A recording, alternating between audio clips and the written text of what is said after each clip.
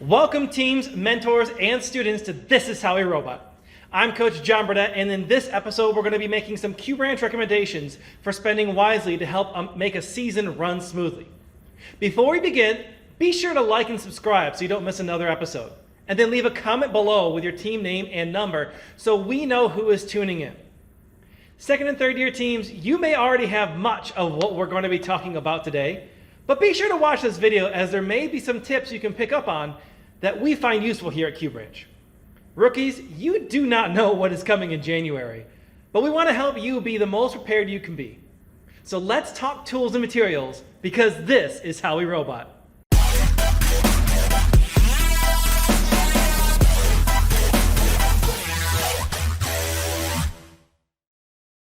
As you saw in the last video, challenges change every year.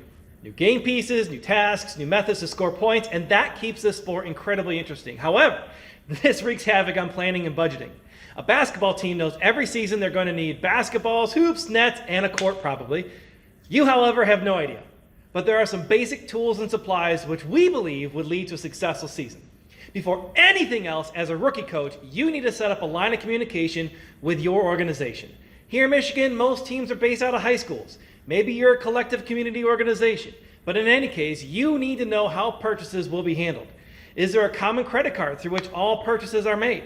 Does every order need a purchase order? And if so, who are the people in the chain of command and how do they like their orders completed?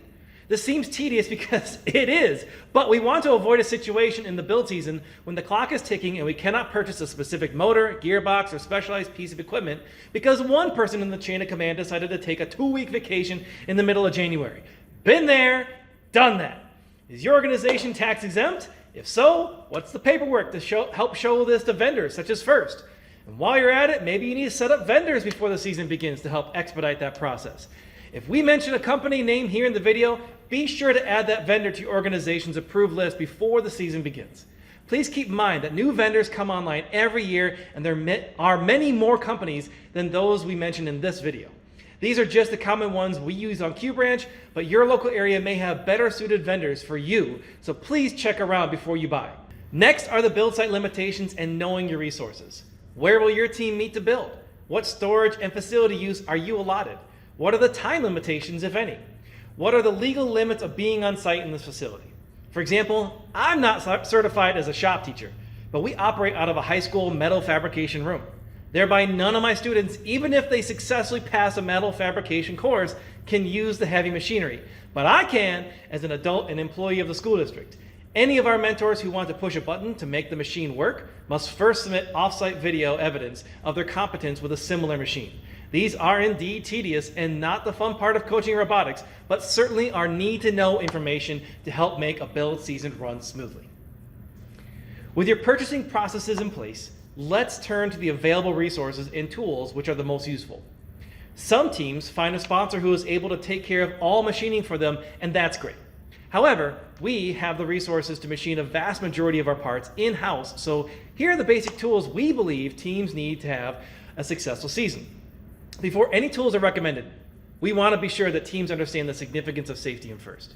Be sure to order a set of safety glasses to be used on build site at all times. We order our glasses through a local vendor here in Michigan, and their website is safetyglassesusa.com. We purchase color-coordinated safety glasses and then some over-the-glasses glasses for those of us who need to wear prescription glasses along with the safety glasses. Currently, we know of no side shields which meet safety regulations and will not be accepted on site at First competitions, so find some good safety glasses for your team before the season begins.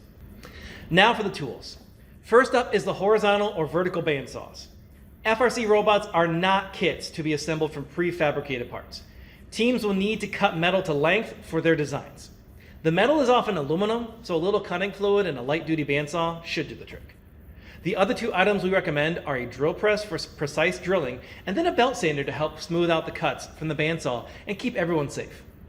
The drill press is highly recommended from us, especially when drilling through box tubing, as handheld drills tend to lead to misaligned holes, and metal takes a long time to grow back if drilled incorrectly. Now for the hand tools. First up, we have a spring-loaded center hole punch, and then a power drill. If a complete set of bits is not in the budget, then a few bits to have on hand are the 1/4-inch drill bit, 13/64, and 3/16 for those number 10 bolts we can talk about later. Another definite must-have is the 1 1/8-inch hole saw. This is a common size for bearings we will bring up later in the video. Next up is a socket wrench set. Definitely want to have a couple extra size 10 and 7/16 sockets on hand. Those sizes tend to grow legs and wander off through a season. Then screwdrivers, a hammer, metal file, pair of needle nose pliers, and some wire strippers. We really like this kind. Some white lithium grease, and definitely metric and imperial T-handle hex keys. We cannot recommend enough the importance of a good set of wire crimpers. The last thing a team wants is for a beautiful machine to fail on the field because of a loose connection. More on using these tools in another video. With the tools down, now are the robot parts. Time to plan for making the frame and parts of the robot. We recommend learning from our mistakes and just standardize the nuts and bolts. Bolts generally do not need to be longer than 3 inches, as seen here on a sample drivetrain. But building up a supply of various lengths over several years will go a long way. Our common sizes of nuts and bolts are 1/4-20 and then 10/24. Our biggest challenge is because we have 832s, 1032s, 1024s, and 1/4-20s and more. All of the nuts look similar in size and thread count. So we recommend, when starting from a blank slate, to just standardize the sizes and there will be less confusion. Motors and gearboxes will come with their own nuts and bolts, and we recommend keeping those separate in some way from the other nuts and bolts used in robot building. Side note, be sure to get nuts with thread locker or nylock, unless you enjoy finding robot barf at the end of the match and spending an hour trying to figure out where the mystery nut came from. Now for the metal of the robot itself. We find using the 2x1 aluminum tubing to be the most versatile and appropriate size for FRC robots. Vex Robotics sells great tubing with holes already drilled at 1 inch on center to help teams with fabrication. Teams can also purchase other specialized metal from AndyMark, Rev, and various websites like onlinemetals.com to get their robot frame pieces.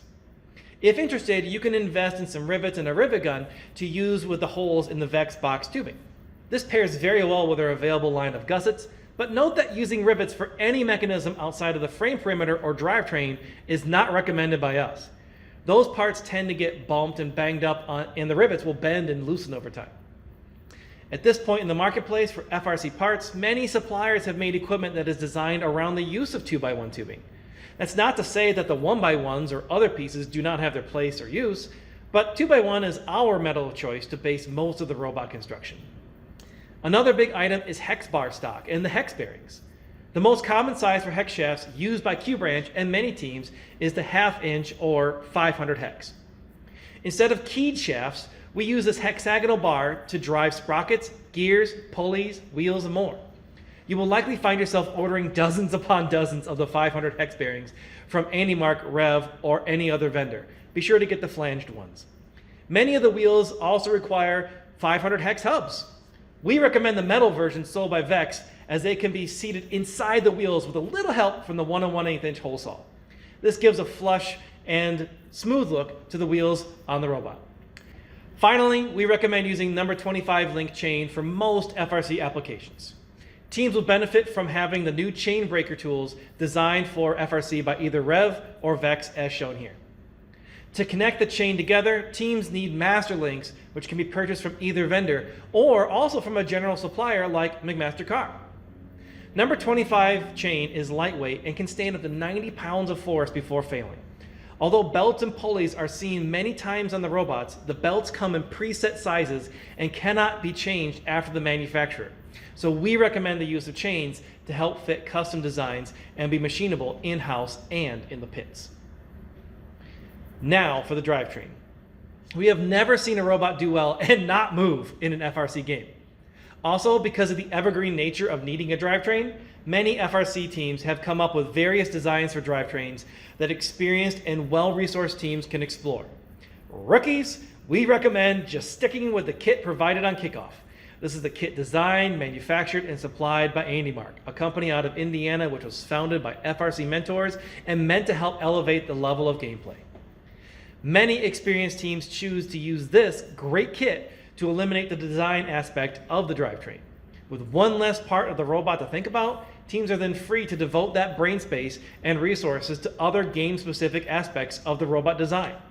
The kit comes with metal pieces which need to be cut to length, but here in Michigan, some teams run rookie quick builds where the kit for the robot drivetrain or chassis can be built within a single day. Speaking of AndyMark and the drivetrain kit, we also recommend the purchase of their perforated polycarbonate.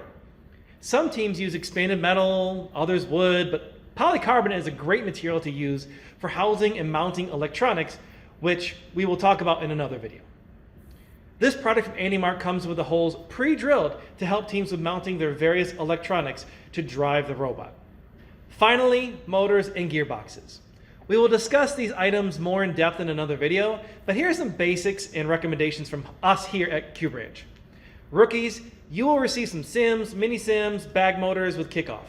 There's another part of First called First Choice, in which some other motors like the RS775 Pro, Neo, and Neo 550 are made available to you. We recommend for rookies to have on hand several sims, mini sims, and bag motors, but maybe only 2 extra of each, as the season and robot designs will dictate more of those decisions. Second and third year teams may venture into the emerging field of brushless motors with the Neo, Neo 550, and Falcon 500 motors. But these require specific motor controllers, and we want to also keep costs down for beginning teams. The kit drivetrain will come with some gearboxes from AndyMark made specifically for the drivetrain, but teams will want to purchase other gearboxes to help with their mechanisms. Our past practices led us to stock up on the VEX Versaplanetary gearboxes, or VPGBs. Rev now makes a similar product, which we use at the first Tech Challenge level, but we have not explored this with FRC. The VPGBs also allow for motors from bag through sim to be mounted and quickly geared down to allow versatile application of motion on a robot. Moving elevators, arms, shooters, or anything else is done very well with these small gearboxes. We recommend sticking to 5:1 and 7:1 gear reduction ratios, and we will explain that more in another video. But know to avoid the 10:1 ratios if any sort of weight is going to be applied to the gearbox. Those guys strip easy and will fail under load. Please note that we are leaving out the main electronic components, as those will come in the kit of parts. You may want to order some motor controllers, such as the Spark from Rev Robotics, as that is the cheapest available controller as of the making of this video. We're also leaving out the very basic necessity of duct tape and zip ties. These 2 items are fantastic for quick fixes in the pits, and you will not find a team without these. However, we want to avoid any teams using them as their primary source of fastening during robot construction. Wrapping up, even though the challenges from FRC change greatly from year to year, the basic building blocks do not. Having tools and supplies at the ready prior to the season starting will free a team's collective brain space to focus more on the design and construction of their robot instead of how to get the pieces. Make sure to establish the path of communication early so all parties know what works with regarding to paying for registration fees, robot parts, and maybe even travel costs like hotels and transportation. Our biggest vendors to use throughout the season are AndyMark, VEX, Rev, and McMaster-Carr. We find that most, if not all, of our purchases are made through these 4 vendors. Every team is different with available resources, so be sure to check all routes so your team can have the most successful season possible. We hope our recommendations and best practices after years of learning from mistakes will lead to a smooth and successful season for you and your team. So thanks for watching and being with us here today. Remember to leave a comment with your team name and number so we know what robots to cheer for this season. And as always, subscribe to this channel to keep finding out more on This Is How We Robot.